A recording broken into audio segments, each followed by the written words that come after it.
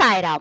గోపాలపట్నం భజన మండలి వారిచే బాబావారి దివ్య శత జయంతి సందర్భంగా 108 మంది భక్తులచే సాయి రథములు జరిపించారు. అన్నీ కూడా కమిటీ వారు ఉచితంగా ఇచ్చారు.